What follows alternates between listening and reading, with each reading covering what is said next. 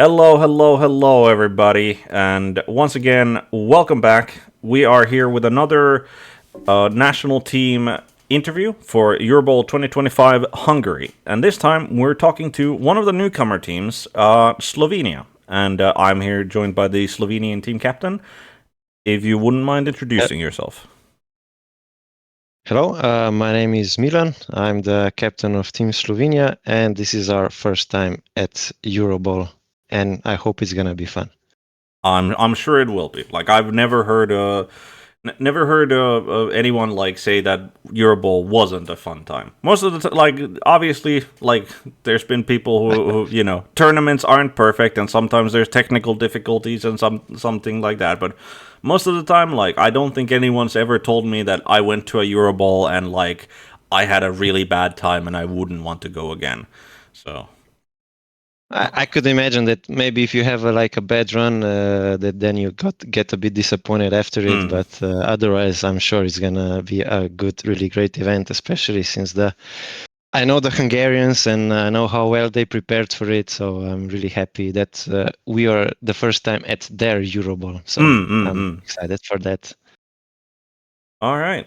Well, I think that like it probably I mean I wouldn't know, but like I assume that this is one of those circumstances that you're a little lucky in that like it's close by, right? Like you know the guys who are doing organizing things, and it's not like because it's a fairly big hurdle, right, for a country to get together a squad of 8 players who can go to a foreign country to play a tabletop game like for a weekend, and that's essentially like it can be a big hurdle to overcome. Obviously, like having talked to the Australians, right? Like they have the biggest hurdle of them all, I would say. But like even inside Europe, like the hurdle can still be fairly big to get a squad together and actually go, even if there is a cult like Blood Bowl players around to do it. For sure, and especially for Slovenia, Slovenia has 2 million people. We like to make a joke that Slovenia is so small you can make a Formula One track around it.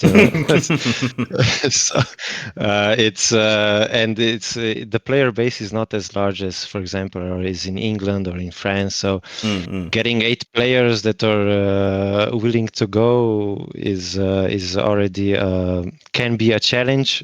So yeah, but thankfully this year we managed to get the squad together, and I'm really proud that we're going to this great event. And I'm sure that like everyone at EuroBowl is happy to like get new nations and new people in there because I think it like EuroBowl as a tournament is great to have for the hobby as a whole, and like if I think it's a good sign like of how communities everywhere are getting like healthier and like growing to see more nations like join EuroBowl for the first time, and hopefully stay there, and hopefully you'll be able to join the next one and the one after that, and long into the future as well.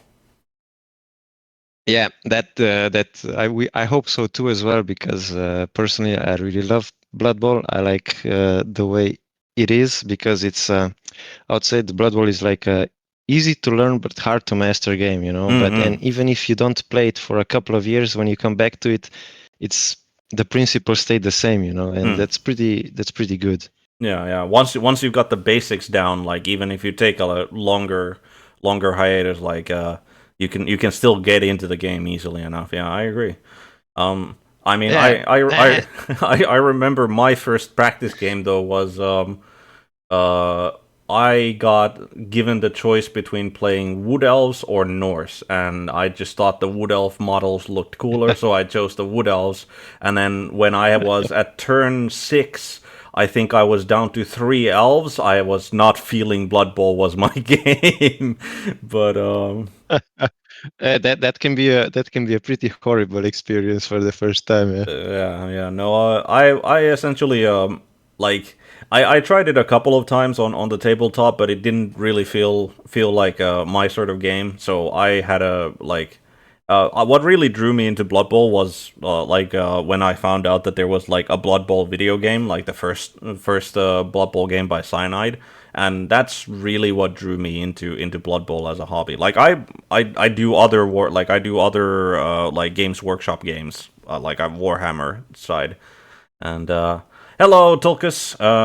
Glad to have you in the chat. Hello. Hello. Yeah. Always appreciate getting viewers. But before I start talking more about myself, let's get back onto the topic of like how on the track. Yeah. How is your personal, like, how did you get into Blood Bowl as a hobby? So for us, like I've been a gamer since I was, I think, 12 or 13 years old. I started it with Warhammer 40k. Then I went to Warhammer Fantasy, and the community at that time, when I was in this primary school, middle school here in Slovenia, was really huge. For us, it was large. Just the tournaments with only Slovenians were like 30 people, which for us it's an achievement. Yeah, in a niche hobby as wargaming is, like 30 people. Yeah, that sounds pretty big. Yeah. Yeah, and so I've been in this hobby for. Now it's more than 23 years, and it seems like to me it seems like yesterday that I was like this little kid going around with my orcs and painting them and showing this horrible paint job that I was really proud of. But yeah, then we then, after the Warhammer Fantasy, we fell into Flames of War. And we were really active in that miniature war game for quite some time. We were also participating in the ETCs. We were 2 times very close to getting a medal. Unfortunately, it was just a slight, a small victory would do it, but we couldn't get it. Yeah, then Flames of War, with the new edition, got a bit. Let's say it was not as good as before, so the community a bit died down, and then COVID happened. And if you're a gamer, like a miniature war gamer that loves to hang out in person, and then all of a sudden COVID, you cannot play your favorite games. So what do? You find that we have the guy who is actually on Team Slovenia, Novi. He actually said, "Oh yeah, I know about Blood Bowl. I played it some 20 odd years ago or something like that, 15, 20 years. And I know of this Fumble, maybe let's try to play something there, And yeah, during COVID, we started playing on Fumble. At the start, I was like, screw this game, I was like this classic beginner raging, Yeah. But after some time, I really saw the depth of the game, that it's not just some randomness.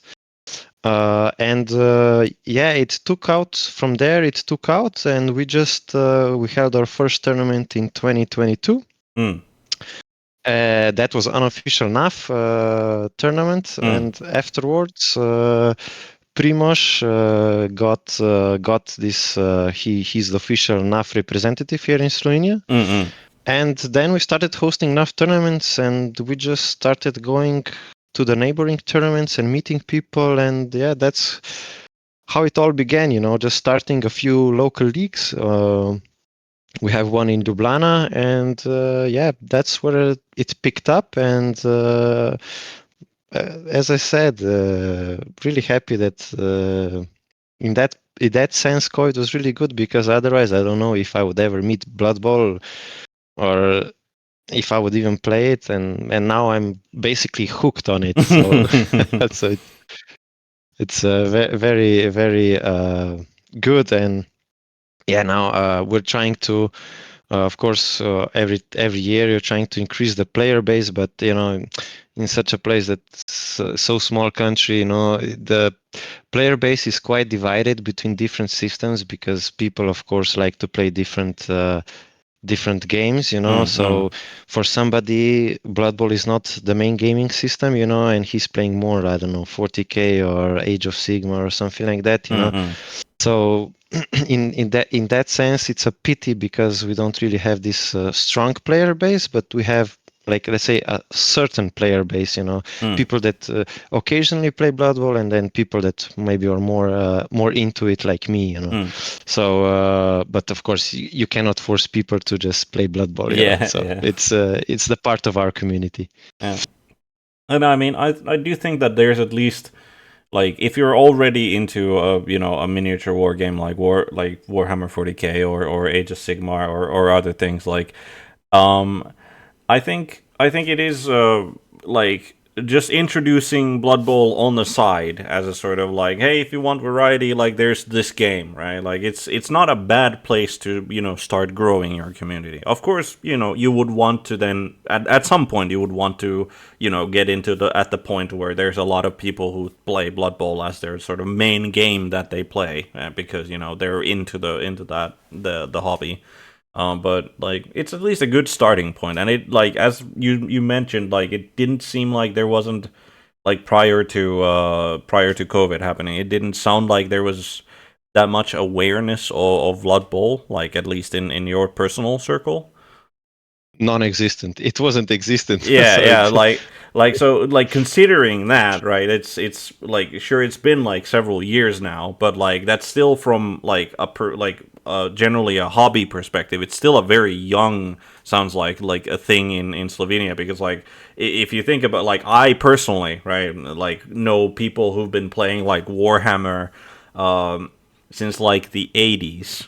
So it's like, that's a long time to dedicate to a hobby, whereas it sounds like your guys are very at the very start of your sort of hobby life cycle for now, at least. So it, at the Blood Bowl level, for sure, yeah, at the Blood Bowl level, for sure, but not at the miniature wargame level. I would say that there's plenty of experience there, but Blood Bowl for sure is once you open the Pandora's box, there's always something more to explore in Blood Bowl, I think. yeah, and I mean, I think there's a lot of people who are now eagerly going to be watching the new rule shakeups that's apparently going to be coming in, like, after New Year. So we'll see what new and exciting things are going to be coming out of that. Yeah, and maybe like every time there's a new edition, people get a bit hyped up. So maybe we're gonna get, maybe people here are gonna get more into it. So you never know. Like a new edition is not necessarily bad. I think sometimes it's really good for the community. So yeah, and I mean, I think that like the most positive a new edition can be is that it, like, the game developers have listened to feedback, because like, surely they get feedback from the community, right? So they've honed, like, because no gaming system is perfect, and there's definitely some things that, like, if you want to have a balanced, like, war game, or at least somewhat balanced war game, like, there's always going to be something that needs to be, like, honed a little bit more, right? Some kind of changes and rebalances and such. So a new edition, like, at its best, is that they've listened to the community, and they've made they've made the game better overall with the changes that they're introducing. But there's always that little bit of uncertainty, and especially for me, for example, is like, when it, like, I'm always a little bit nervous when a new edition comes out, because, like you said, like, as you said, with like Flames of War, when the new edition came out,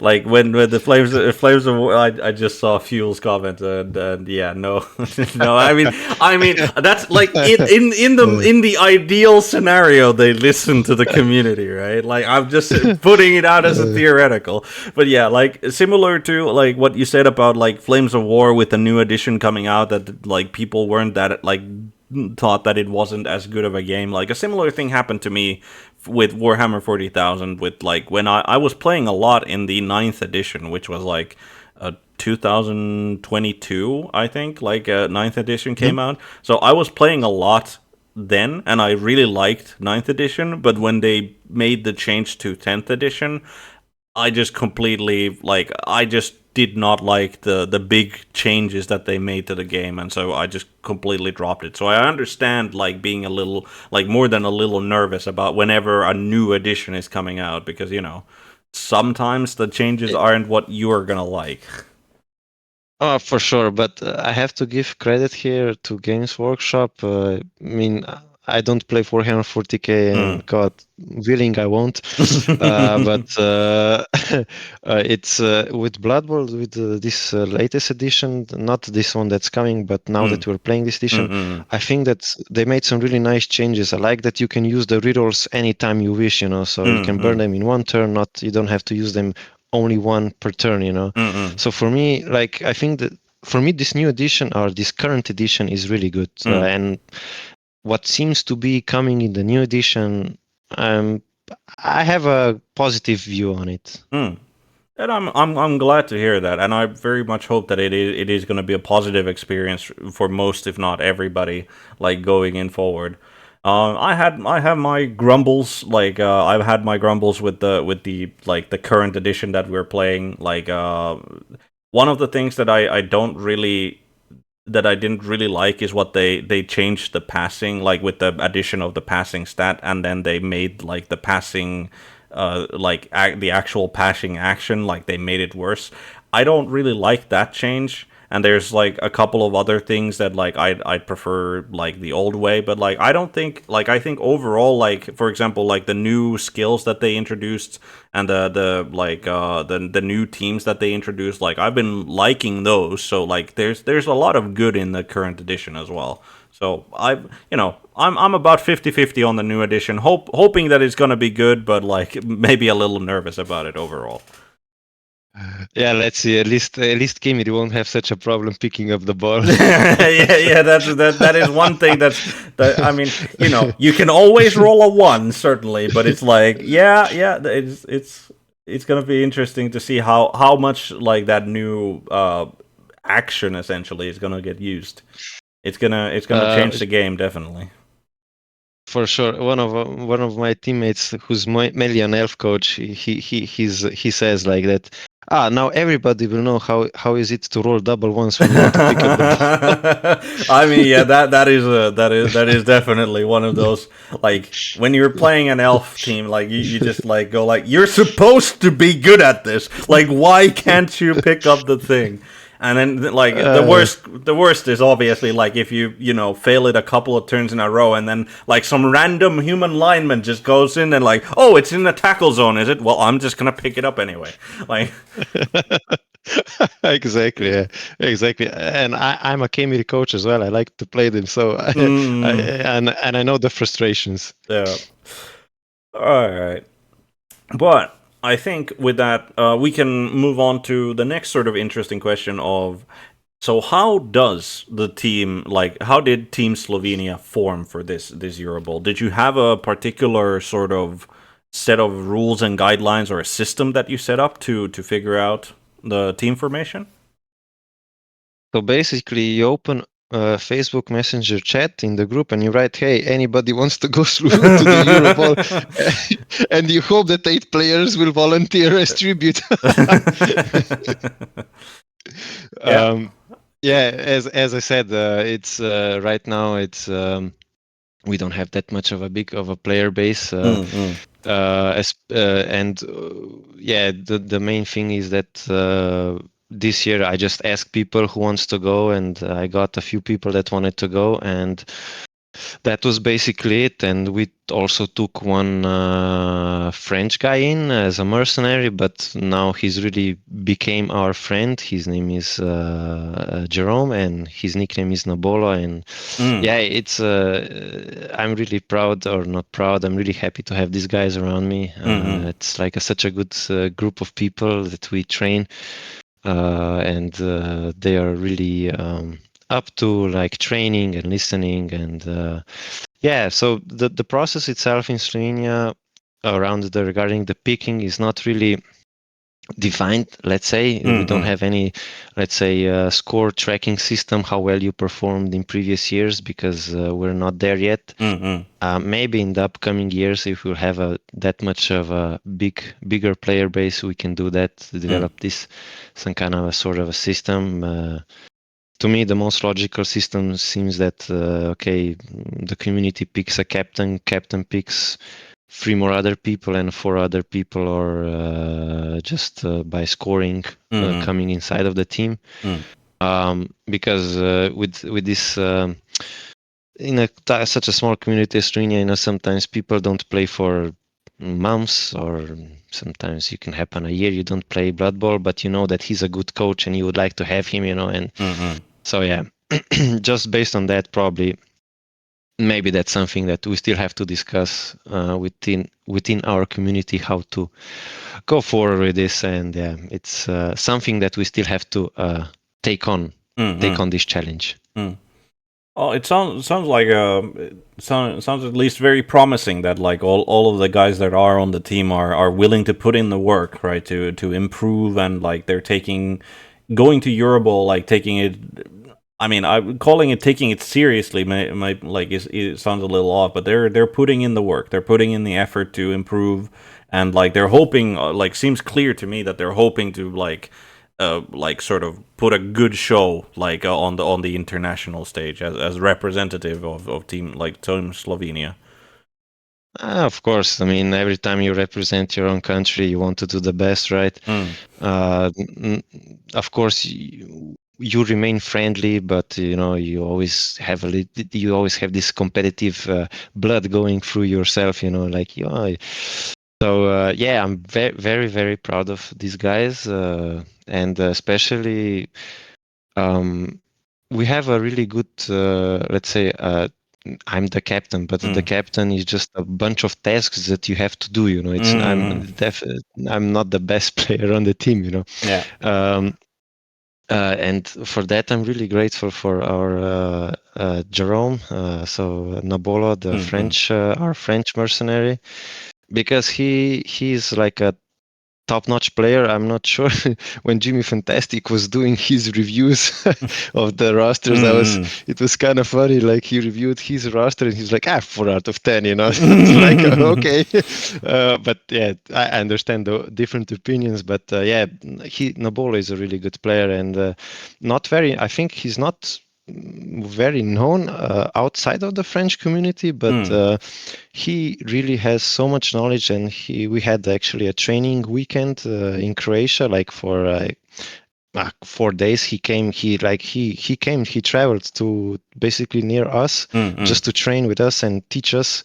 And there's like when he showed us some things, we're like mind blown, like that the game is so much deeper than than we thought it was.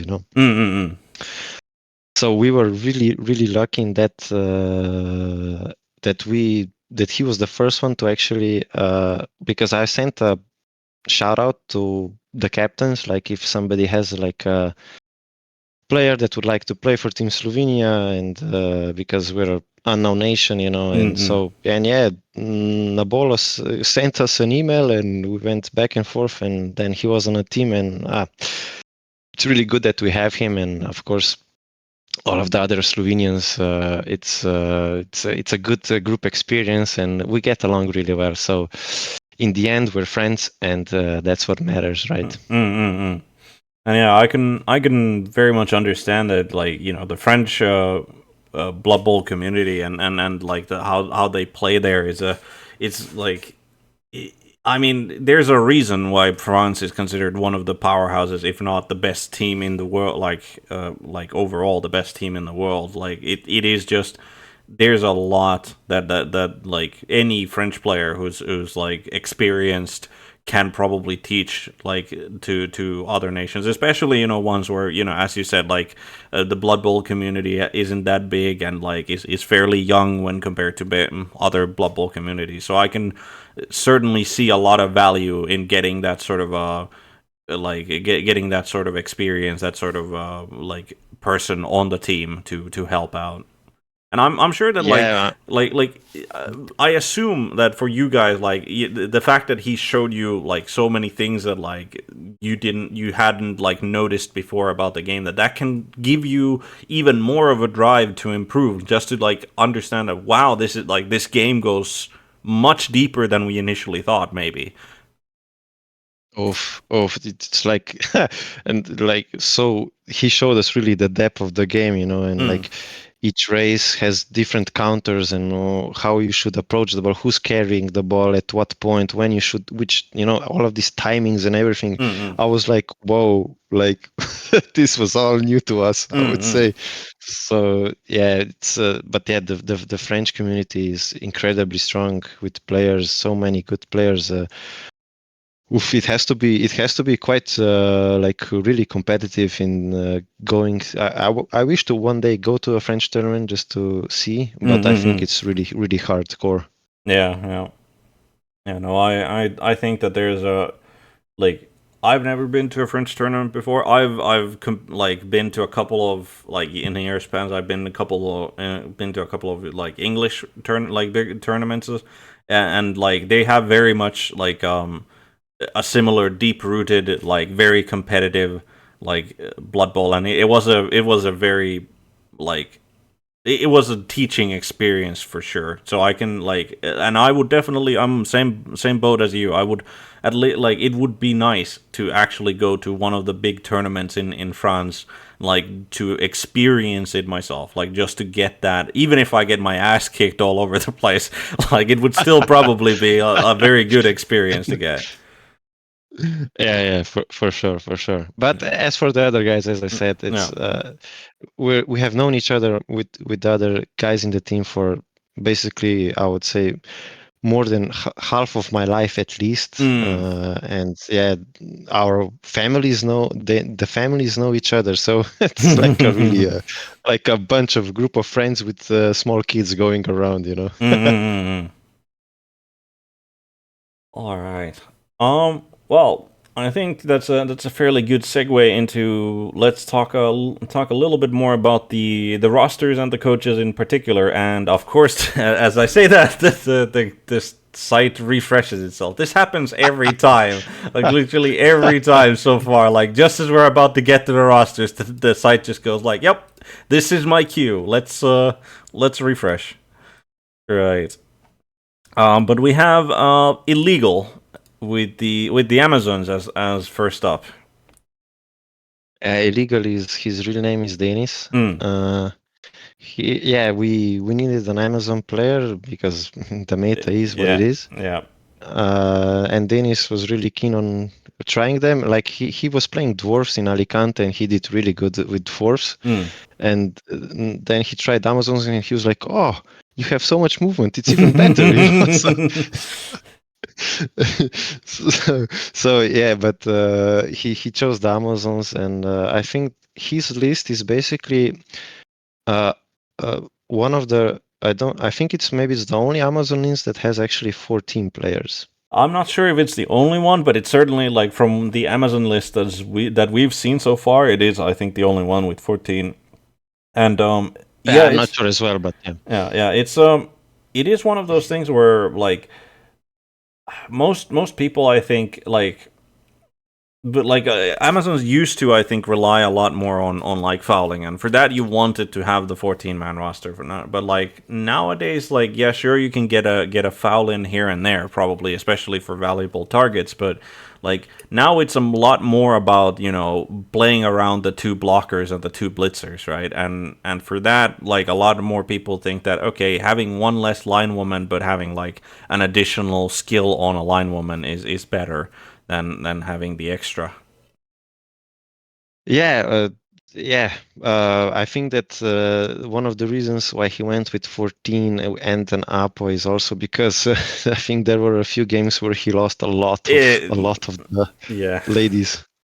that can happen with Amazons. Yeah, like just like I mean, yes, you have dodge, but like if your opponent rolls pows, then your armor is really not gonna protect you too well.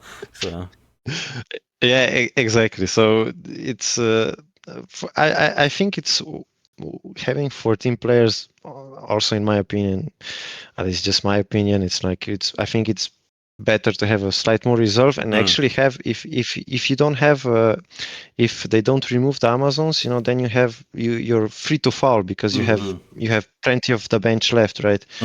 And if you do lose a lot of players, then you still have quite a reserve, I would say. So in that scenario, yeah, look, Jimmy Fantastic rated it a 10 out of 10, so I'm good with that. Fair enough. Interesting that he would, because a lot of, like, I think most Amazon coaches, like, the one thing that popped to me as immediately was that he went for one block, one guard on the Jaguar Warriors. Like, most Amazon coaches, I think, have come to the conclusion that they prefer having just two guard instead. And yeah, yeah, I think that with I'm not sure how Denis is exactly thinking, but I think that why he went for the blocker is because of the you have when you need to make a blitz with a strength 4 piece and it has block, it's to make a lot better, the yeah. pathway or something like that. It's a lot easier to do it with that, or maybe even you can use that blocker to if you're playing a really like a street ball team, you can.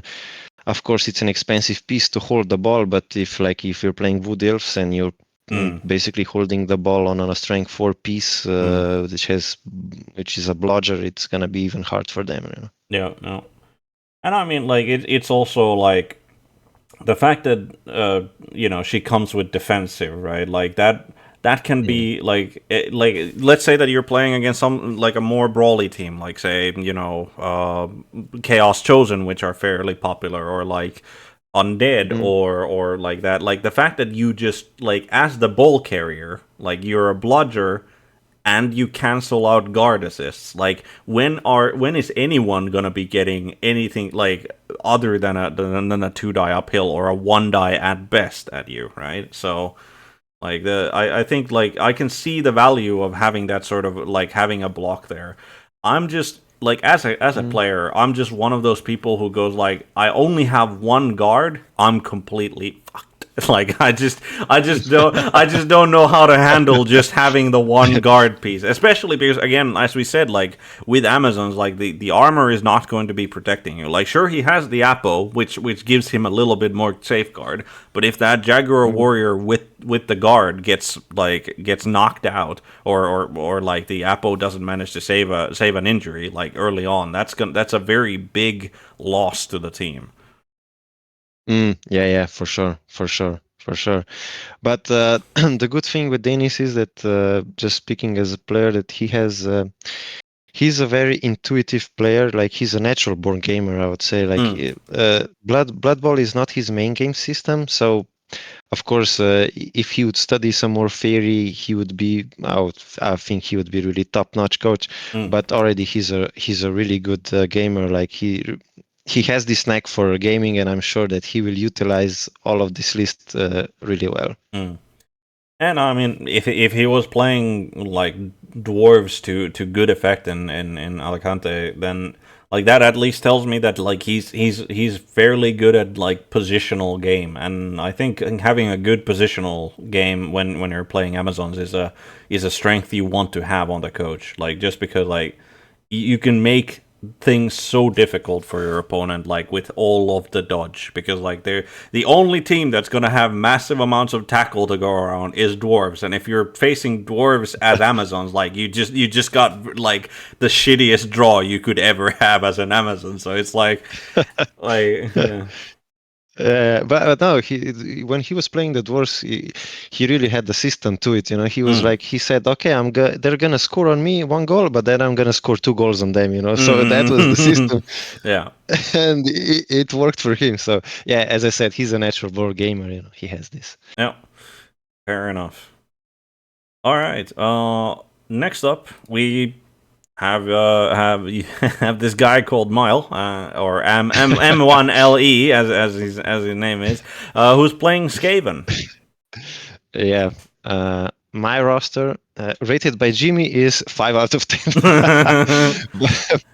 But I'm gonna explain that there is a thought process in this roster.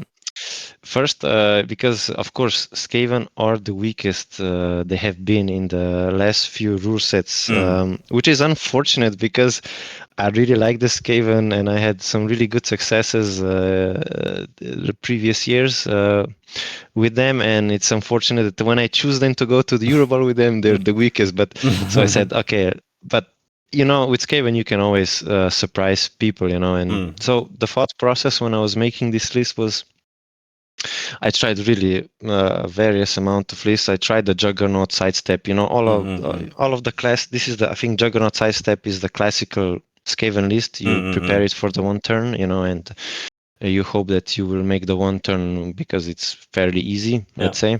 Yeah. But but yeah, I think the main challenge was whether you have to remove a blitzer or a gutter or a thrower, right? So you can get some sort of a reasonable team. And I don't think that when you remove the gutters from the Skaven lists, you need 4, in my opinion, because if you have 3 and you lose 1, you only have 2 gutters that will run forward, and that's not enough to screen the ball, right? So I think that having 4 gutters is so much more worth it than. In my case, I decided that the 1 blitzer is gonna be removed. Because I got from one of the tournaments in Salzburg, I got a wake-up call when I was playing 2 times. I was playing Wood Elves, and I had 2 blitzers, 4 gutters, but I didn't have a thrower. And when the word answer jumps into the cage, it's the ball just goes. Yeah. So and I said, okay, I'm not playing without sure hands, because if people are gonna take 3 ball, you really need 3 ball. So then that's why I decided to take the thrower. And then I made a poor man's blitzer. with the block lineman, yeah. Yeah, exactly. I made a poor man blitzer. And yeah, of course, here maybe the odd thing that goes out is I chose the red ogre with the block. Yeah. As I said, in this rule set, what my experience was with the Skaven is that a lot of players go out so fast, right? And when they go out so fast, even the one turn is really questionable. So my thought was, let's just go for the draw and pick the red ogre block, which is a strong piece that you can do something with it, and the idea is of this roster is maybe not so much to win, but just to get the draw. Which is in a way is like a lot of people, like I think like Skaven, like to them is the team is going to be one of those teams that people are going to be relying on, that they're going to win their games, right? Because like Skaven are so good at scoring with the 4 gutter runners and then a thrower, right? So like the fact that you're looking to be one of the teams that can reliably get a draw instead of like going for the win, like in a way, one could say it's wasted potential, but in another way also, like, is there a better team to try and do that with than the Skaven? Because, like, as I said, the 4 gutter runners, like, if a Skaven doesn't score a single touchdown, something has gone horribly wrong for the Skaven in that matchup. So, for sure, like, so for sure, yeah, like it's for sure, but. Go. Yeah, no, it's a very interesting, like, sort of different take, I feel, to most other people's perceptions of like Skaven in a team environment.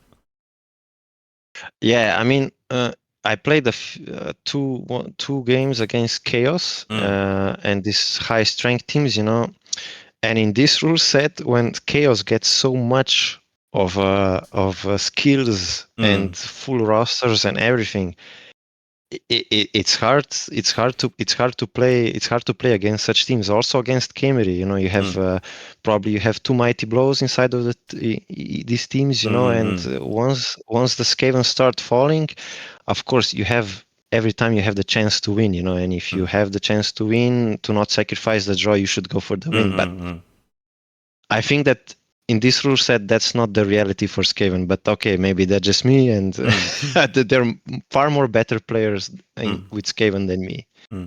Did you like one of the things that I'm looking at this is like even like did you ever consider instead of giving block to the lineman to give either wrestle or tackle? Because like I think we all know that Amazons are gonna be a big thing in the tournament. Like we knew that previously. So the fact that you don't have like you have the Rat Ogre with block and frenzy, which you know frenzy is the poor man's tackle, right? But were you tempted by having tackle on the lineman or wrestle? Uh, for tackle, for sure not, because I never relied on tackle to play against edge teams with my Skaven. So I didn't even consider it, to be honest. Before that, I would probably consider Mighty Blow. So, Okay.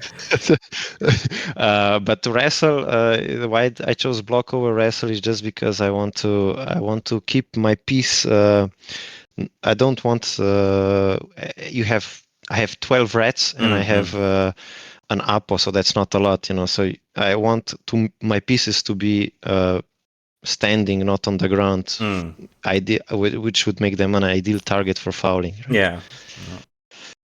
Yeah. So that was the whole thought process behind it. Yeah. Yeah.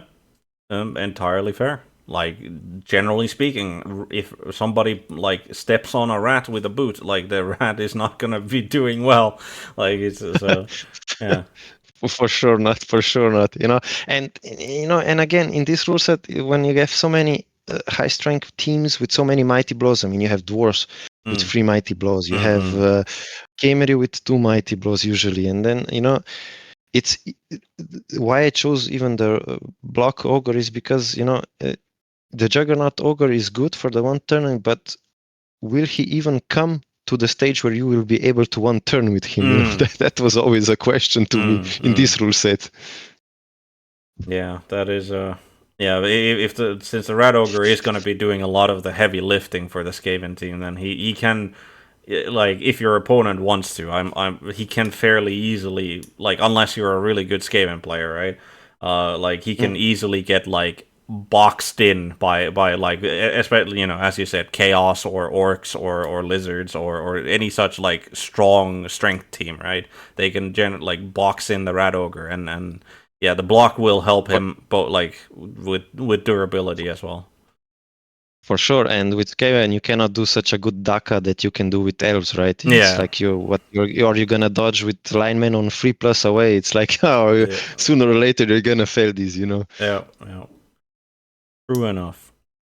Moving on to the French mercenary, Nabolo with the Old World Alliance, which is one of 3 Old World alliances that are in the tournament. I think that Old World. I'm not sure why there are only 3 lists, because this list looks really good. When Jerome was playing it, he has a really good result with it on Fumble.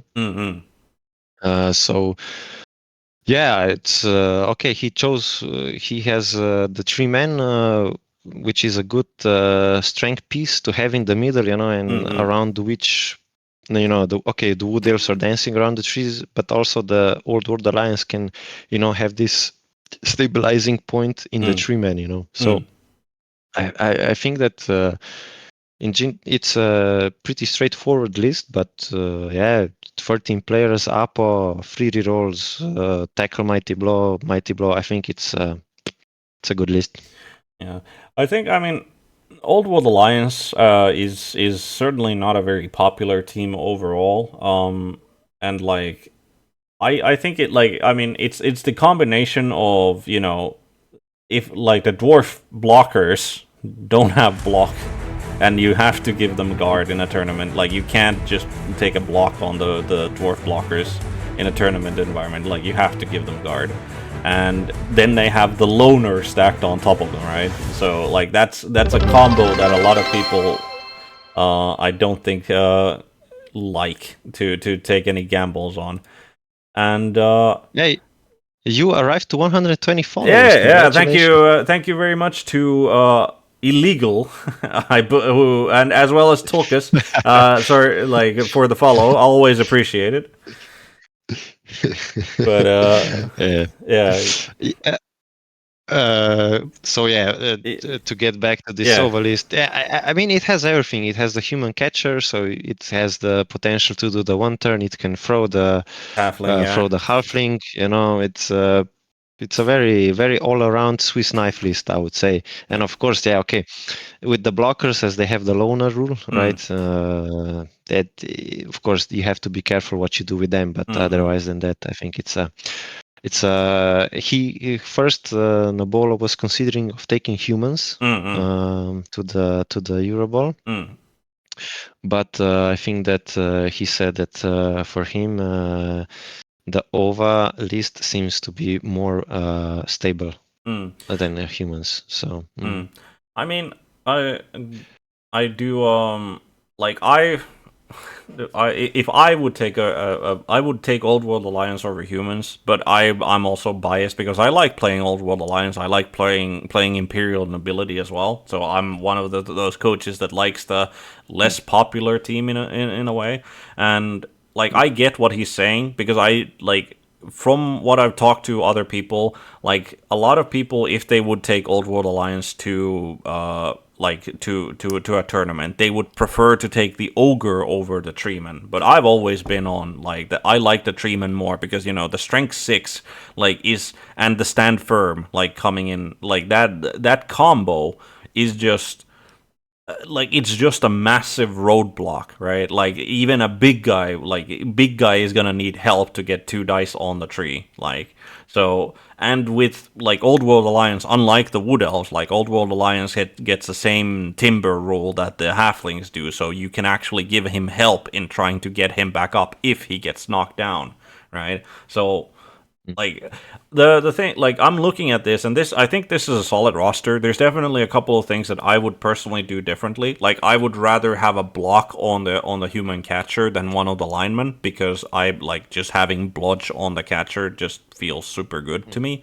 And then another thing that I like doing is giving the troll slayer stand firm because I like to have one frenzy piece in the team if I can, just because of the threat that frenzy piece is gonna pose like on the sideline.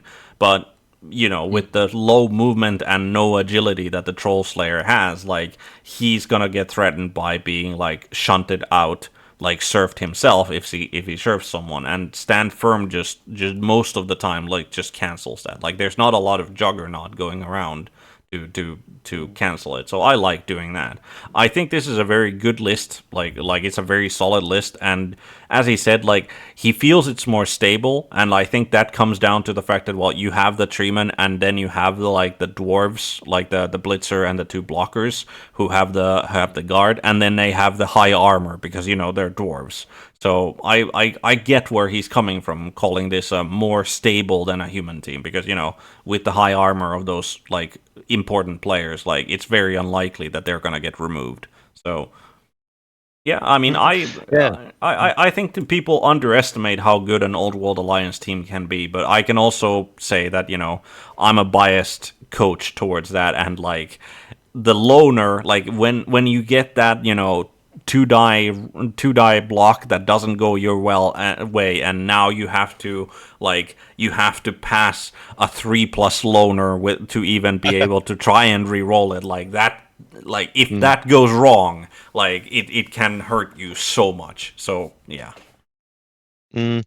Yeah, but my take is that I think that over lists in general, I think Mm, there will be a good surprise mm. in the tournament. Yeah. I would say, and also your observations having a stand firm on the Chaucer is good. Yeah, I'm not sure. I'm just not sure that maybe that is the playstyle that Mm, Nabola is going for. I think that always when you're on the sidelines, then you have to commit something. So it's mm. yeah, it's always. But yeah, stand firm is a good skill on a frenzy player for sure. Yeah.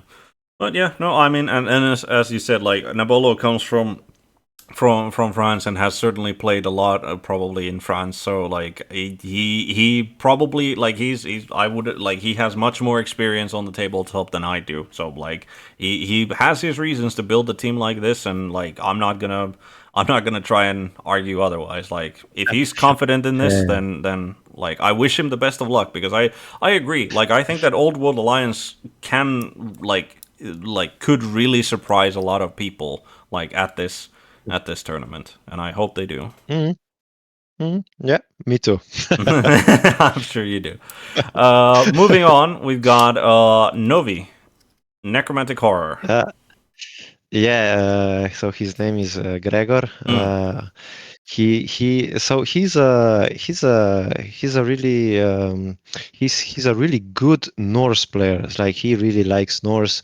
Uh, Although sometimes like he has like ideas. Oh, I want to play Wood Elves, but always I say no, you play Norse, So because I don't know, he Norse is really he's like he looks like a Norseman, It's like he's like really this good persona, nice guy. mm.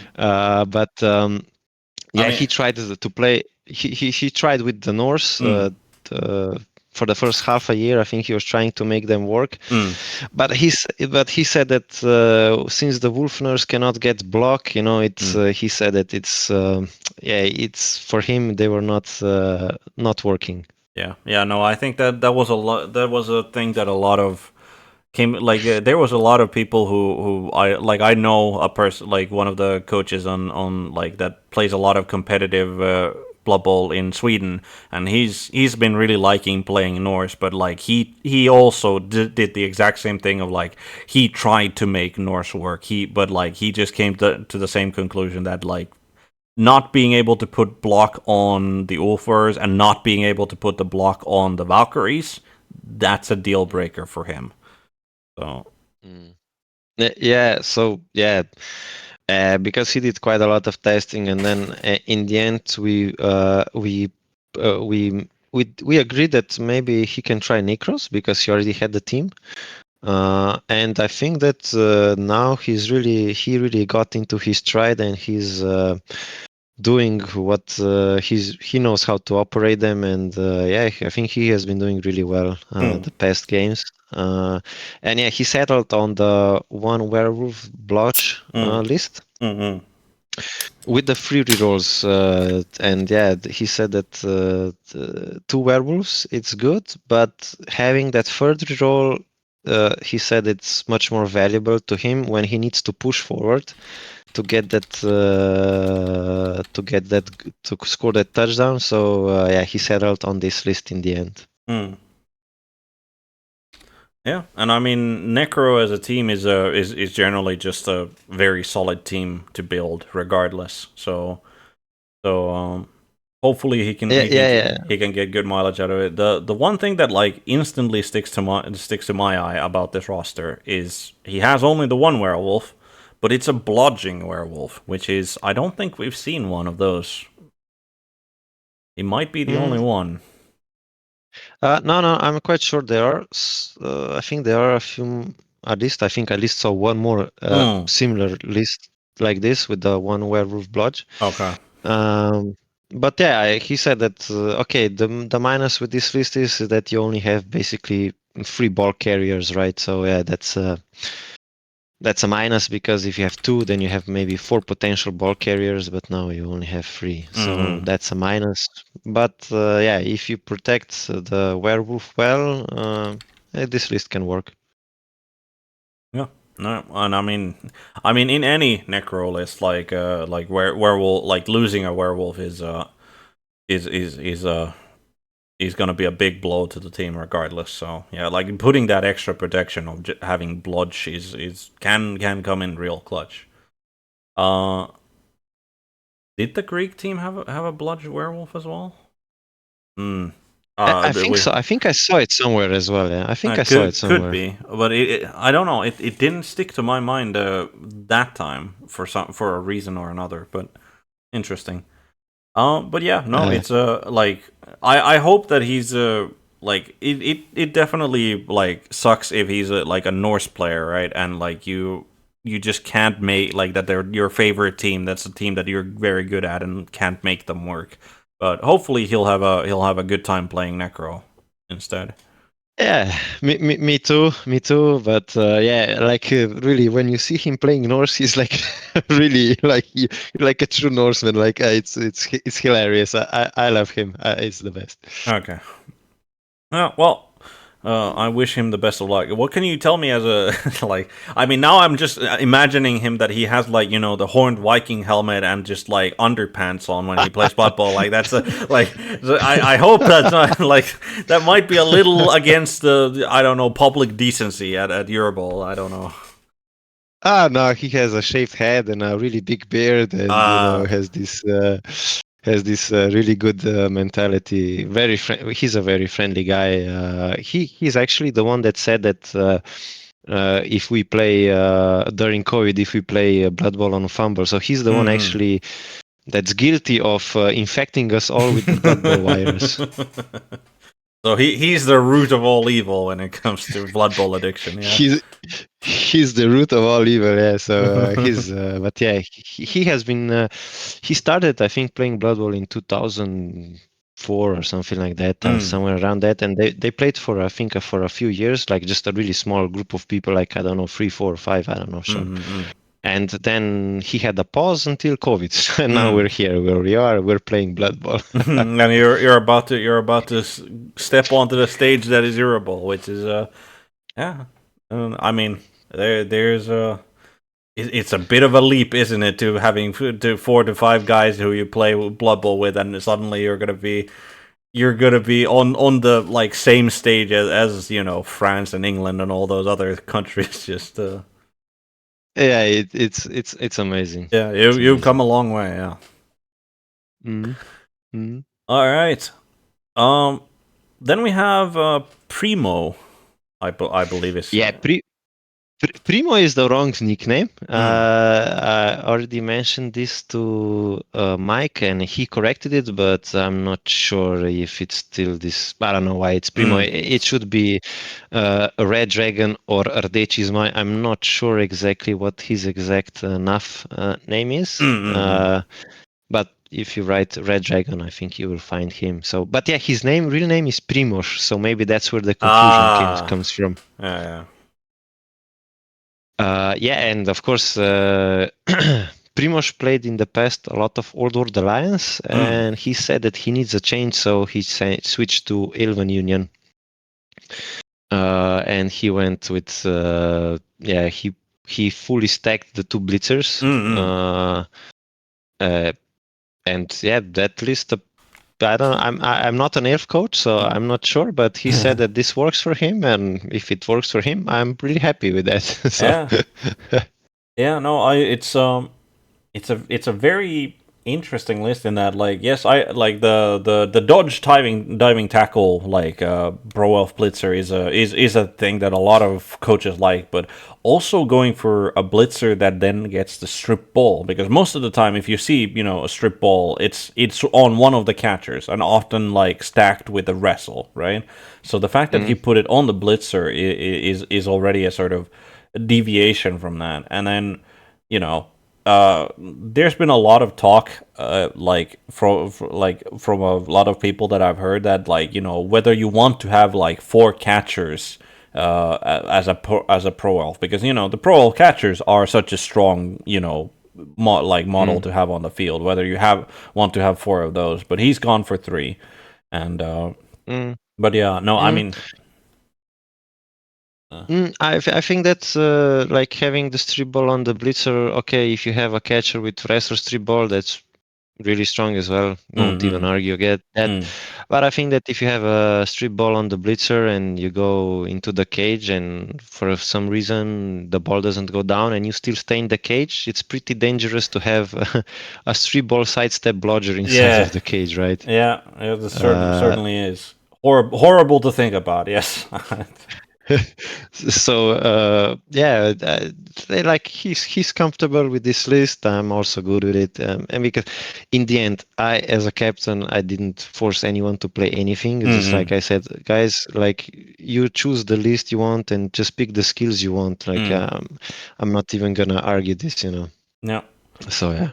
Yeah, fair enough. And I mean, if he's been having like being felt that he's successful with this team, then like good luck to him. He's like again, I do think it's a very interesting the blitzer with the strip ball in that like I wouldn't make that choice personally, but like I'm also not an Elven Union coach, and I mean, again, this might be one of those things that like will surprise people. Like they don't like they expect it, they didn't expect it, and it can really catch people off guard. Of like, oh, it's not the catcher coming in. Oh, it's the blodging guy with the sidestep, like who's actually the circle. Like that. That like if you don't like if that doesn't it doesn't register in your head that like oh that's how like if you're very accustomed to oh it's a pro elf team the strip ball or like the ball hawk like the guy who gets the ball loose like that's gonna be a catcher and suddenly it's the blitzer it can really mess up like in your head I think so could surprise people certainly. Yeah, I think so too. And Primoz, he's also a really good guy, good friend. He's the co-organizer of tournaments here with me in Slovenia, so he's like also one of the main driving forces of Blood Bowl here. Mm-hmm. And he's also very articulate, very mathematical, methodical. So he has a good awareness of the team and what it can do or what it can't do. And so look, I have all the confidence in him. So more power to him. Yeah, yeah, absolutely. And I mean, I do think that like, uh, I do think that there's a like Blood Bowl is one of those games where like you can kind of math out of like what is in general like what is considered to be the optimal way to build a roster, right? But Blood Bowl is also a game where I think like the coach like being able to play like they feel the most comfortable has a lot of impact on how well anyone is gonna do and like it doesn't matter how mathematically ideal a team is built if the coach who's like playing it like doesn't feel comfortable playing it that way they'd want to play a different way, right? So I think that there's a Exactly. lot of credit that should be given to coaches playing in their comfort zone and what they want to play rather than you know yeah Exactly. Instead of forcing something that is meta on them. yeah Yeah, I agree. yeah. Moving on, we've got Rock Sock, which is as the dwarf player, a Rock Sock is a very good name to have. As a, like, yep, that sounds dwarfy certainly. Yeah, but we won't believe it, but Rock has been playing Blood Bowl for 3 months. So he's a Ooh. very young player in the sense of, how long he's been playing Blood Bowl. Mm-hmm. Uh, we had the last minute, we had another guy lined up for this eighth position, but due to some personal reasons and don't want to get Mm-hmm. into Yeah. it, just Rocco was then in the end Mm. came into the team, and we tried to get him up to date with Blood Bowl as fast as we could, but of course, like, look, he's very enthusiastic about the game and about everything, and I'm sure he will do his everything, but I really don't want him to feel any pressure Mm. on like, oh, you have to win or you have to do something, like Mm-hmm. just like let just chill, play the game, whatever happens. Mm. So with him we went really safe, which is like, I think that we took classical dwarf list, Yeah. four guards, three mighty blows, one wrestle on the runner if he can maybe try to sack the ball if that's an opportunity that Mm-hmm. he gets. But yeah, and a dwarf team, you don't lose many players Mm. in the game, Yep. so we felt this is like a safest option for him, because once you start losing players, you need more experience to navigate the game, right? Yeah. Yeah.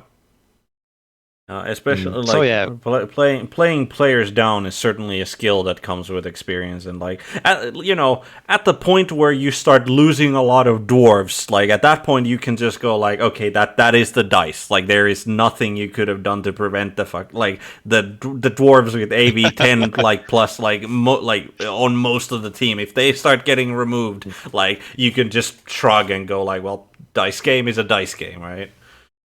exactly. And I don't know. It's like we said to him, like, look, dwarves are the safest. They have you won't lose player that much. So it's like you're just play like a big tank and move forward. Mm-hmm.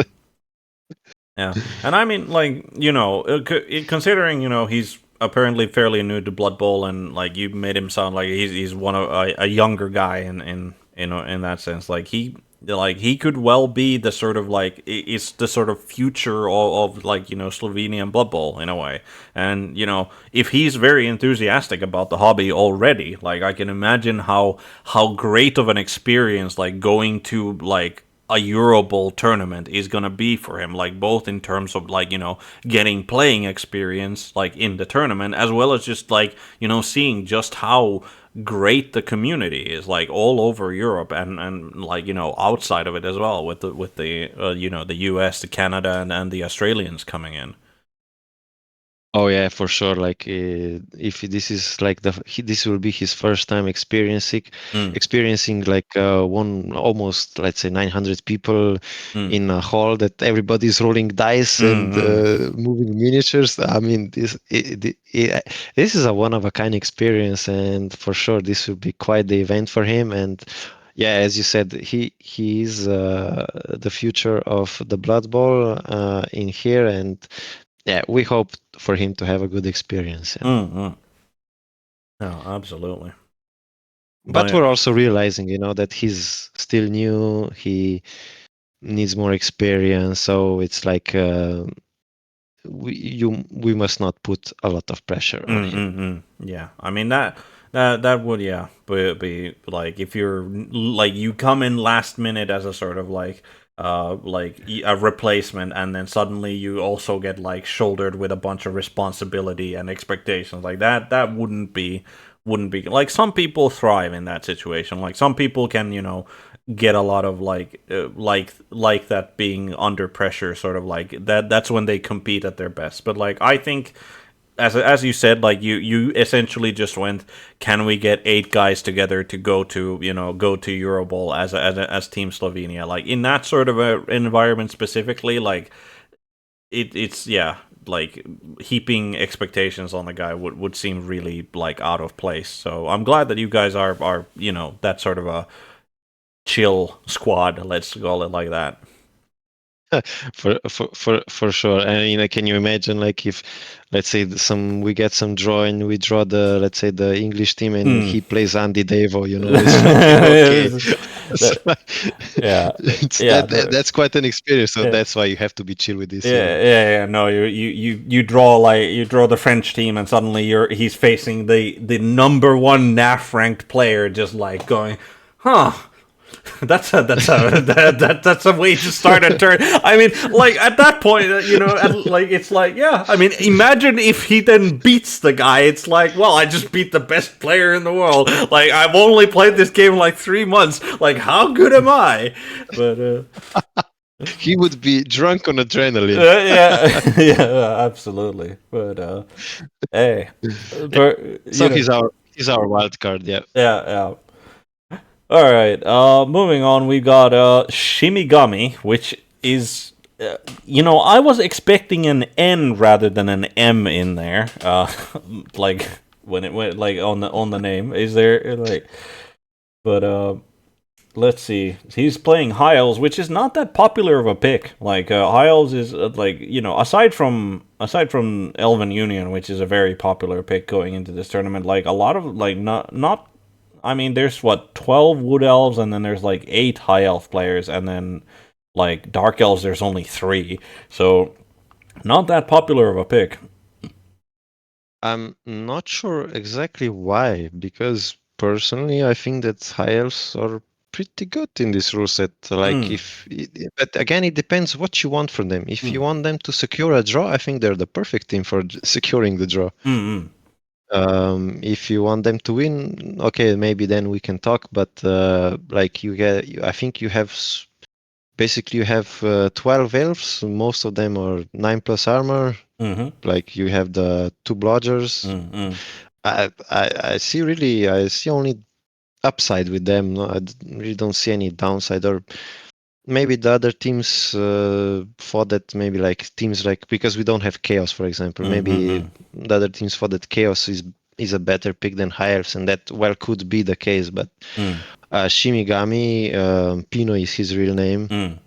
He's a very good elf coach. He mainly actually only plays elves, and yeah, he's good with them and comfortable. So yeah, I think that's why he in the end ended with the high elves. And I mean, it's not like they're like, for example, the Welsh team that I've interviewed this year and last year as well. Like they have a dedicated like high elf coach essentially on the team as well. So it's not like it's not like that they're like there are very like, and the Welsh team is a very competitive team because you know they play against the English like national team players a lot, like and the Scottish national team players a lot, and probably even the Irish national team. Like the British Isles is a big circuit of like just a lot of competitive coaches, right? And if they like believe that a high elf team can succeed, I have no reason to doubt that high elves could succeed in this rule set. Like. And I mean, I do agree with you in the sense of like I would, surprisingly enough, like with like wood elves, I would personally take high elves over wood elves if I'm looking to just secure a draw. Like I think they're like the rule set like is better for them for that build. Like so, if that's the sort of mentality you're going with, then I agree. I'd take high elves. But yeah, a lot of the teams seem to like they, unlike you guys, like you guys have a fairly good like fair spread of like what your teams are doing, but a lot of teams seem to put stock in the more strength heavy teams. Like you guys don't have undead, which is one of the more popular teams that you guys don't have, and like you guys don't have orcs and you don't have chaos chosen. Which like there's a lot of those spread around the teams. So you got a more even spread, I would say, of like you got some elf teams in there and agility teams, and then you've got a couple of hybrid teams, and then you got you know dwarf and vampire to round it out. Yeah, it's okay. Of course, one of the factors that influences this what is everyone comfortable with playing, you know, and we ended up with the quite, I would say, compared to most of the teams, really not maybe that much bash teams that some other teams would have. Yeah, it's just what the guys are comfortable with, and yeah, we settled with Shimi Pino. He settled with high elves, and I think it's a really good safe pick. And if the French captain Hilborg, which is a really awesome player, amazing guy, if he picks them, then for sure they have to be good, right? Yeah, like absolutely. But yeah, no, the catcher, the frenzy block catcher is one of those things where I just look at that and go like, I know what that catcher wants to do, right? Like I know that it wants it wants to pop the ball out, and I'm just thinking, wouldn't wrestle have worked better than block in that instance? Yes, for sure, for popping out the ball, for sure. Maybe this is more also of his, let's say, poor man's tackle piece, you know. So he goes like if you know that you're gonna play a lot of Amazons, so Yeah. with frenzy you can with frenzy block you can counter the Amazons a little bit, you know. Yeah. So maybe he was more thinking in this way. But yeah, just forgetting the ball, for sure frenzy wrestle is the better option. But yeah, he chose the lineman with the strip ball to do that job, I guess. Yeah. I To mean, do that lifting, and yeah, that's Yeah, no, His decision. yeah, and I mean, again, if this roster is what he has confidence in, then I'm not gonna naysay it. Hello, Beowulf, welcome. Always appreciate you popping by. But yeah, no, Hello. the strip ball on the line, like it's one of those, like as you like the Amazon matchup is also one of those where like this a strip ball can do a lot of work, and the fact that he is not putting it on one of the catchers, but instead of one of the linemen can catch like the Amazon coach by surprise as well, because like most of the time you assume that okay, a high elf team has strip ball on one of its players. Who's it going to be? It's probably it's going to be the catcher, isn't it?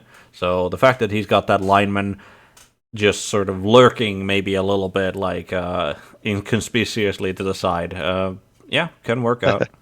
But I mean, again, like it's Yeah, one of those like strip ball, and that sort of most of the time people put it like as a catcher duty, for it to be that sort of a ball hog. So the fact that he's spread out that responsibility with the wrestle on alignment, the strip ball on alignment, and then catcher having frenzy on, like it's an interesting way of building the high elf team. it's. I mean, since he has the strip ball, you can't really ignore it, although it's on alignment, right? But you cannot ignore it, and I think that he values the catchers as his like good pieces that he has to protect. So I think that was also one of his driving decisions here. Yeah, understandably so. Yeah. But yeah, what about Shimigane as a coach? Like, what do you think is like does he have a particular strength? Like you mentioned that he plays elves exclusively. Like, is he one of those elf coaches that likes the speed or the passing ability of the team, or is he more about the dodging around defenses and finding a weak spot and trying to like exploit it? I think that his strong point is that he knows exactly when to surgically apply pressure when he needs to. So he knows exactly which turn is the right turn to go YOLO, or go to all in inside of to get the ball. So he has really, I think he has good timing for that, and of course, his playstyle, it's also good that he can vary his playstyle in the sense that, if he's gonna play against, like, I don't know, dwarfs with mighty blow, then he's probably gonna do the Daka, or something like that. So it's not like a one-dimensional playstyle, but he will adjust it to what he's playing. But yeah, again, if I want to mention like one thing, that would be, yeah, he really knows how to apply pressure on the cage when it needs to be done. And in general, he's a really good guy, and he's a really fast player. So he's one of those guys that can really finish the turns fast and check what's happening on the other tables. Yeah. Then act as a sort of communicator between the other games. Yeah. Yeah, or he can read what's the situation on other tables and do the thing that's most appropriate for the team. Yeah, it seems like a good solid coach to have then. Oh yeah, for sure. All right. And Beowulf asks, strip ball on a lino, wouldn't wrestle be better though? Safe hands doesn't factor in wrestle. Very very true. He does have a wrestle lineman as well, and I think there is merit to taking strip ball, because like, well, sometimes you just don't roll a boat down. Sometimes all you will manage to roll is a push, and that's like strip ball, like especially like for an elf team. I think that the strip ball of like just like getting the pole out on a push, your player isn't now on the ground either, so he's at least putting a tackle zone on the ball that's now loose, and then potentially even like it just because like if you wrestle down the ball carrier, that's two bodies that are now prone on the ground, and not only can it make for some very awkward bounces if the dice go that way, it can also block your own movement. or like worse than having those people, or it might block your own movement, or it might open up movement opportunities for your opponent that wouldn't be there if they were standing instead. So I think like there's merit in having strip ball over another wrestle lineman, I think. Yeah, I think so too, because you never know. Like if somebody has to push, go for the touchdown, and there's like a chance to get the ball on a, let's say, I don't know, 4+ dodge. Why not? One die block. Why not? No. Well, I just got smarter. Keep. Well, I'm glad you. I'm glad you did. Don't take my word for it, though. I'm not a high elf coach. So, but last but not least, we got Shizo the First. So Shizo's real name is Jerne. He's actually a Slovenian that's living in Austria, in Vienna. So he's more part of the Austrian community than he is playing here with us in Ljubljana or something like that. But he's, we love him. He's a really good guy. So he said he wants to play for Slovenia, and I said, why not? I mean, he has a Slovenian passport and everything, and speaks Slovenian, so it's really nice. And with his roster, he went also. It's not a classical roster. It's not the six full vampire roster. Yeah, he tried that roster with the six vamps. But he thought that if you fail bloodlusts, which you can do with 6 vamps, you probably fail them. Like at least if you move all of them, you fail at least statistically one per turn, right? Yeah, one per turn. Yeah.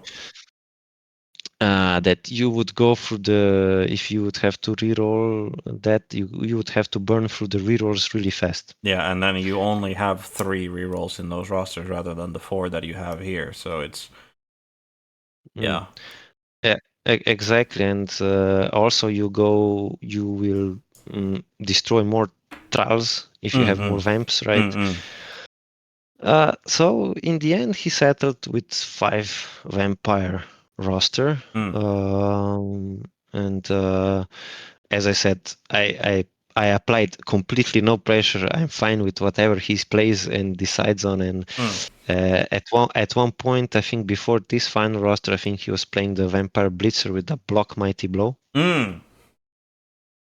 But he said that he cannot really count on the Mighty Blow.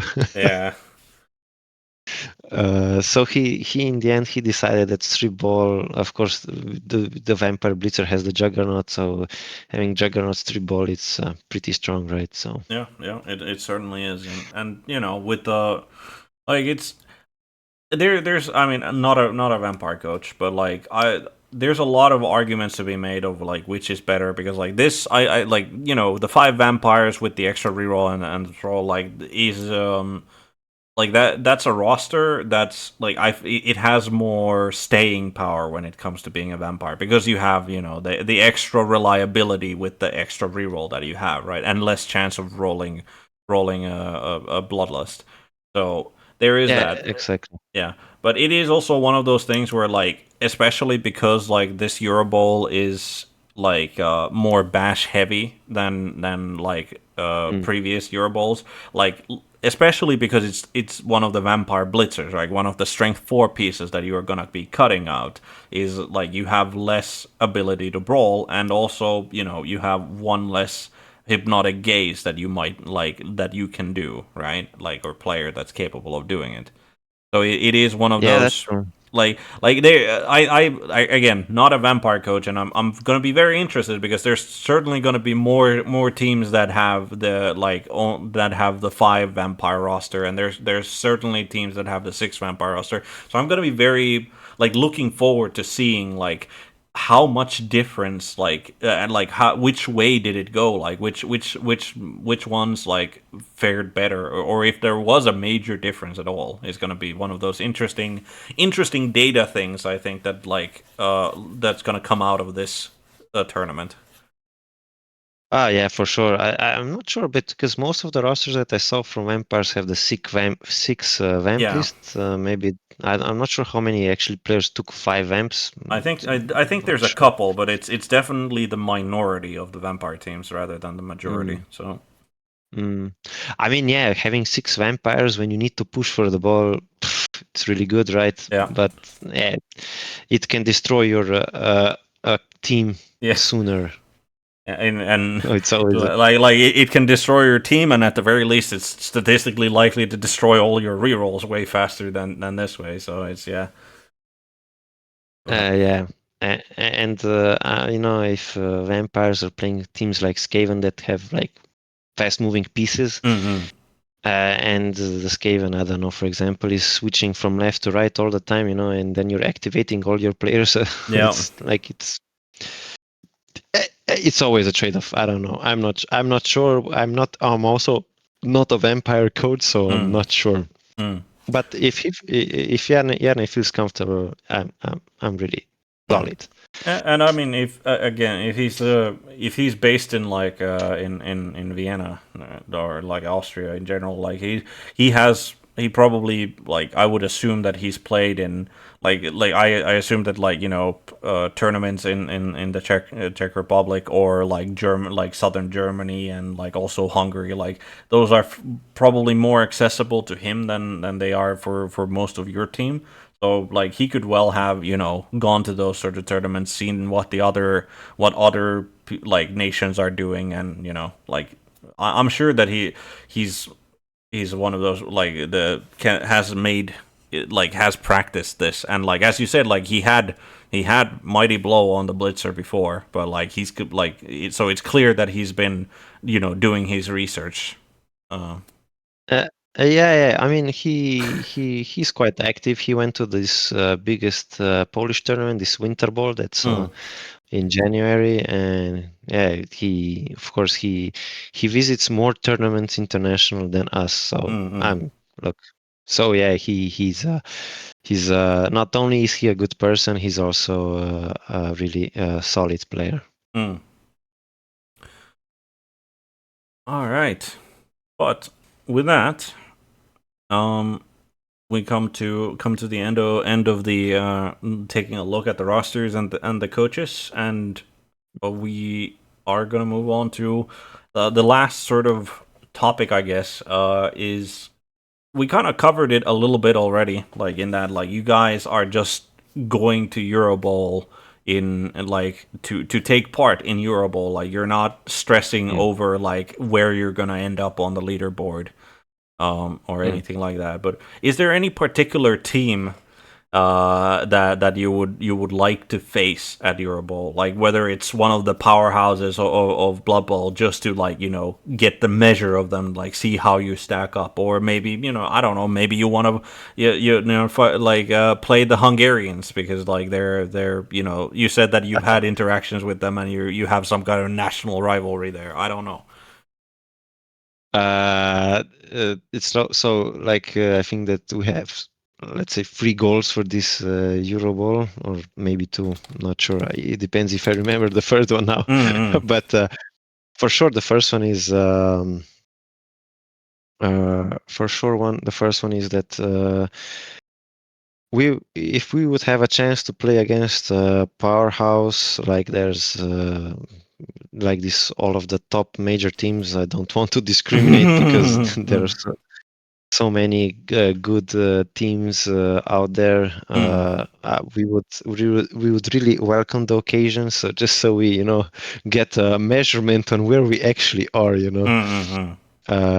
With the level, and if we can even keep up with such a tempo that these really top coaches are showing. We did have a few like these training sessions with the Danish and the Germans and Hungarians and Austrians and also the Irish, and we got clobbered in some of the matchups. We won some of the matchups, but that's why for me it's really hard to get a reading where we are actually Mm. now, because it's based on the training sessions. It's like all over the place. Mm-hmm.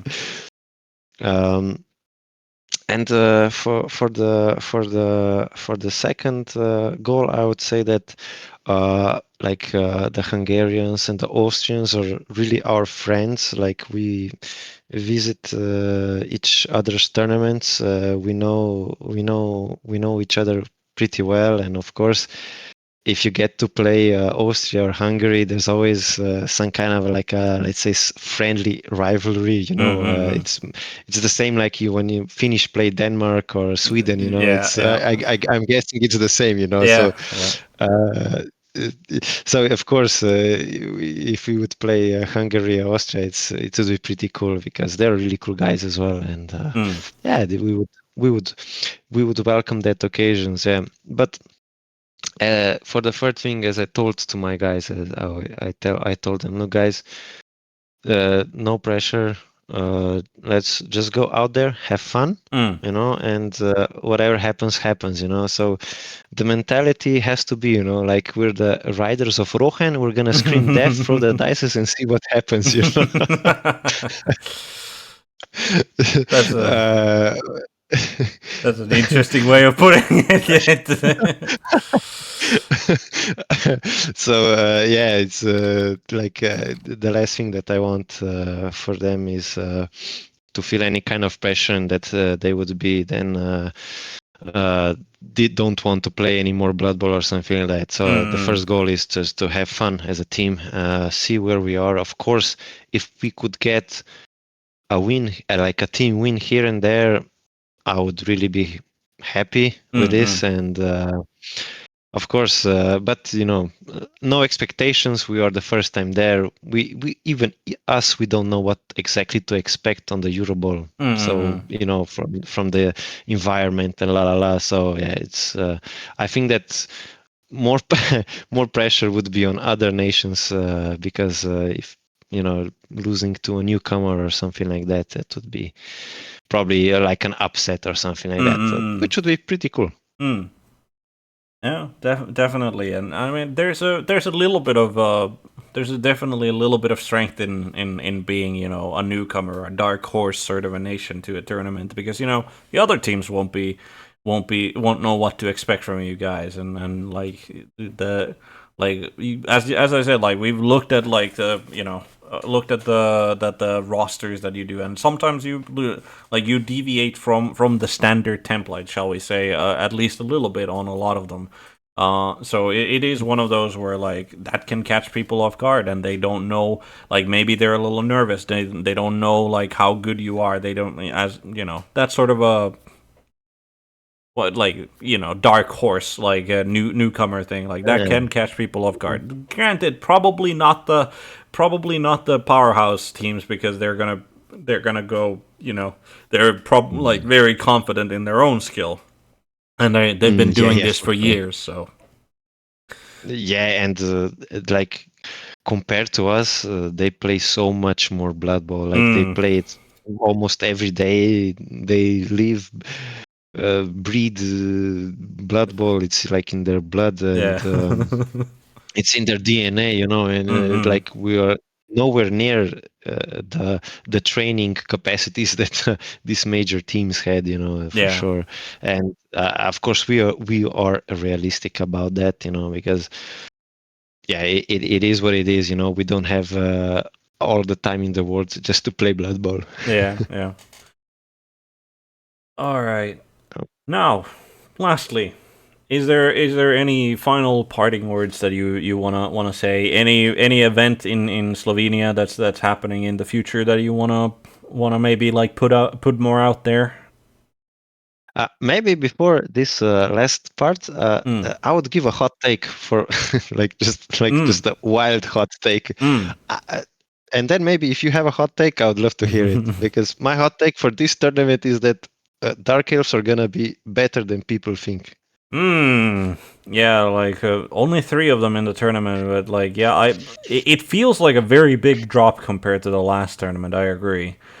Um Hot take. I mean, my hot take would be that Old World Alliance is going to be better than people assume because there's only 3 of them as well. Like that would probably be my hot take. Um Fair enough. Yeah, Yeah, fair I mean, enough. I wish I could say like Imperial Nobility is the team that I like the most when it comes to teams, but like I wish I could say that they're probably better than people give them credit for, but no, they're probably not. They're actually kind of not great, like in this EuroBowl environment specifically, because Imperial Nobility, if you can just pash them into a pulp, they're not good at slowing you down, and slowing you down is what they're good at most of the time, right? With the fend and the stand firm all over the place, right? So, but if you're just playing, Chaos Renegades and dwarves and orcs and undead, like who have mighty blow to just go like, well, I'm gonna squish your lineman with like AV 8+, right? Like at best. So it's but yeah, no, I Yeah, think my hot take is that Old World Alliance is better than people expect, and I hope that they positively surprise people. yeah, and in that sense, also, I think that like people just excluded automatically the lizard man. Like, Yeah, it's I mean, it's one of the like, yeah, no, I think Lizardman is also probably going to be better than people expect. Like, I think that a lot of Lizardman coaches have just gotten too used to playing with, oh, I have 6 block on the Saurus, that's the team. Like, I think they're still a very good team. Like, even if you can only have 4, which is enough in my opinion. exactly, but maybe that actually plays to the Lizardman coach's advantage because maybe they'll be underestimated at Yeah, EuroBowl. So yeah. it's always Yeah, and I mean, yeah, good. like the skinks are still like they're fairly cheap. They move 8, and they've got 3+ agility, come with dodge and stunty. Like that is not a player that you can afford to underestimate. Like just as a like to cause trouble on the pitch, and like yeah. Exactly. So yeah, and you still have 6 strength 4 pieces and probably And 1 yeah, strength 5. and a So Croxigore, yeah, like that's a tough lineup to try and get through in the first place. yeah, exactly. Okay, it's okay. I gave I gave a hot take. I think that I just Yeah. did it just for fun. Yeah. But coming back to Slovenia, yeah, we had our largest tournament is Dragon Ball. Mm, It's now it's at end of October. mm, It's on 25th and 26th of October. It's a 2-day tournament, 5 games. mm, We usually have last year we had 28 coaches that were playing. Hopefully this year we can get to 30. mm, That would be the goal. mm. And yeah, if people, I would like to invite or send an invite to everyone who wants to visit the beautiful country of ours that is Slovenia. Come to the sunny side of the Alps, as we call it. Yeah, I would really welcome you. And yeah, and we also have 2 more. We have basically 3 tournaments in Mm, a year. One mm, is a team tournament that is in September. mm, One is the Dragon Ball, which is in now. It's happening at the end of October, and then we also have one that is usually either in February to April, somewhere around that. Depends on how active we are at that time. mm, So mm, yeah, if anybody would like to come, just ping me on Discord. My nickname is M1le or M1le, mm. and I'll be happy to help you. All right. And And I would also like to thank you, Alisus, for having us. yeah. I think you're doing a really good job with all of these interviews. Like you have a really a knack for hosting, and yeah, just keep it up. Very good job. Thank you very much, and again, thank you for making the time. I know it's a busy time for everyone going to EuroBowl, so I'm glad that I managed to get as many teams as I will to get on here and talk a little bit more about Blood Bowl and their personal, like their own communities and such. So always appreciate people making the time to be here. You're welcome. You're welcome, and hopefully next year again. Yeah, hopefully next year again. Yeah, like there's always next year a bowl, and the year after that. Like I mean, I'm never gonna, probably never gonna, especially if the EuroBowl keeps expanding. I doubt that I'll ever be able to say I interviewed every team for a EuroBowl. But like, hey, That would be quite a task. yeah, that would be quite a task, especially if they keep adding new nations in there. Like it's a tough call at that point. But hey, I mean, I'm willing to put my best effort into getting as many teams as possible. So we'll see how many that's Yeah. gonna be. All the best of luck to you. Yeah. That's a lot of work. Yeah, that is, it is. All right. But yeah, thank you again, and thank you everybody for watching and listening. Hope you enjoyed, and hope you'll be here for the next one, which is going to start in probably about 10 minutes, which is going to be the Team Finland interview with the team captain Tonald. And as I always say, good afternoon, good evening, good night, good morning, whatever happens to be the time of day. Have a good one. And before anyone asks in the chat, why am I even taking this break? It is mostly because like it makes it a lot easier to just like upload the stream into YouTube rather than doing them, like 3 interviews in one stream and then start editing the thing. So I'm like, even though it would probably just make sense for me to like, go on a break for a little bit and then come back. But yeah.